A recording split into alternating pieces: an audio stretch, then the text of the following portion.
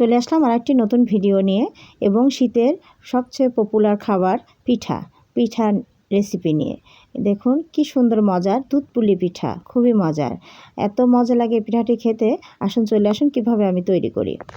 এখন আমি একটি চুলায় পাত্রে পানি দিয়ে দিয়েছি।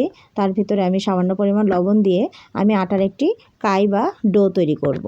এই জন্য গরম পানিতে আমি আটাটা সুন্দর করে সিদ্ধ করে নিচ্ছি। সিদ্ধ করে এটা ভালো করে নেড়ে চেড়ে আটাটা পানির সাথে মিশিয়ে দেওয়া হচ্ছে। মিশিয়ে দিয়ে এটা আমি একটু এখন একটা ঢাকনা দিয়ে ঢেকে রেখে দেবো, যেন পুরো আটাটা সিদ্ধ হয়ে যায়। পরবর্তীতে আমি চলে আসলাম নারকেল। এখানে আমার পূর্বের থেকে কুড়ানো ছিল। সেই নারকেলের সাথে আমি খেজুরের গুড় মিশিয়ে সুন্দর করে মাখিয়ে নেব। মাখিয়ে আমি এটা চুলার পাড়ে নেড়ে ছেড়ে এটাকে একটা সুন্দর পুর তৈরি করব। আমি পুরটাতে খেজুরের গুড় ব্যবহার করেছি। আমি এটা নেড়ে ছেড়ে দেখুন কালারটা কত চেঞ্জ হয়ে আসছে। সুন্দর একটি পুরের কালার তৈরি হয়ে গেছে। এখানে আমি শুধু নারকেল ব্যবহার করেছি, অন্য কোনো কিছু ব্যবহার করি নাই। এখন আসবো আমি শিরা তৈরি করতে। আমি এটা পূর্বে থেকেই আমি দুধ জ্বালিয়ে নিয়েছিলাম 2 কেজি। 2 কেজি দুধ জ্বালিয়ে আমি প্রায় এখানে 1 লিটার মতো বানিয়ে ফেলেছি। এই দুধটাকে আমি এখন সুন্দর করে গরম করে নিয়ে এখানে আমি কাজু বাদাম, কিশমিশ, এলাচ, দারচিনি এবং তেজপাতা দিয়ে সুন্দর করে একটি শিরা তৈরি করব। এখানে আমি পরিমাণ মতো চিনি দিয়ে দিলাম। যেহেতু এটা দুধ পুলিটা দুধের কালারটা যদি ঠিক থাকে এই জন্য আমি চিনি ব্যবহার করেছি।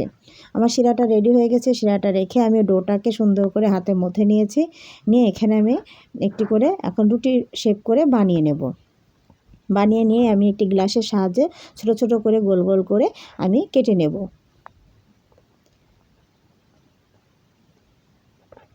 দেখুন আমি সুন্দর করে রুটির মতো করে এটা বেলে নিচ্ছি।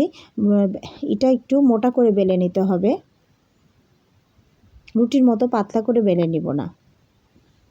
এখন আমি এটা দেখুন সুন্দর করে গোল গোল করে আমি কেটে নিচ্ছি।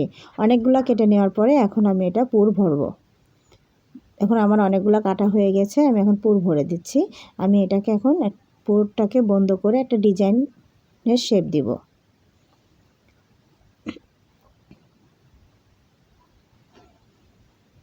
দেখুন কি সুন্দর করে আমি ডিজাইন করে দিচ্ছি। দেখুন এই যে আমার একটি পিঠা হয়ে গেল। আমি আরেকটি দেখিয়ে দেই আপনাদের বোঝার সুবিধার জন্য। আমি আরেকটু দেখিয়ে দিচ্ছি। দেখুন প্রথমে আমি নারকেলের পুরটা মাঝখানে দিয়ে দিলাম, চারিদিক থেকে দিয়ে আমি আস্তে করে 2 পাশ থেকে এটা মুখটা বন্ধ করে দিলাম। তখন আস্তে আস্তে একটু চিমটি দিয়ে উপরে তুলে দিচ্ছি। দিয়ে আমার একটা ডিজাইন, সুন্দর ডিজাইন শেপ হয়ে যাচ্ছে।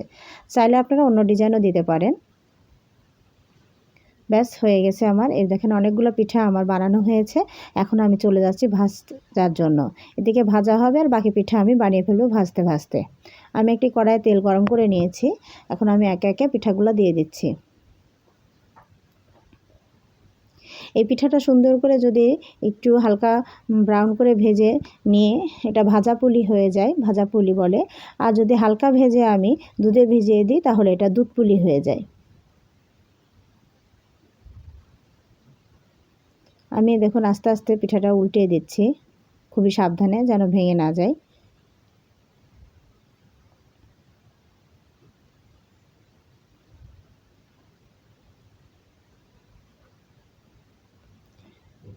পিঠাটা উল্টে দিয়ে আর একটু ভালো করে ভেজে নিচ্ছি। এই পিঠাটা এই শীতের সময় পিঠাটা খেতে খুবই মজা লাগে। এটা ভিজিয়ে রেখে আমরা পরের দিন সকালবেলা খাই। ভিজানোর সঙ্গে সঙ্গে এটা খেলে আসলে পিঠাগুলো ভিজবে না। পরের দিন খেলেই পিঠাটা বেশি মজা লাগে। আর শীতের ঠান্ডা ঠান্ডা আমেজে পিঠাটা খেতে খুবই দুর্দান্ত লাগে। এই যে আমি ভিজিয়ে রেখে দিয়েছি। আমি এটা আজকে আর খাবো না, আমি পরের দিন এটা আমি খাবো। সারা রাতের জন্য আমার এটা ভেজানো থাকবে। পরের দিন দেখুন পিঠাটার কি সুন্দর কালার, কি সুন্দর ভিজে হয়েছে, এত মজা। ভিডিওটি ভালো লাগে।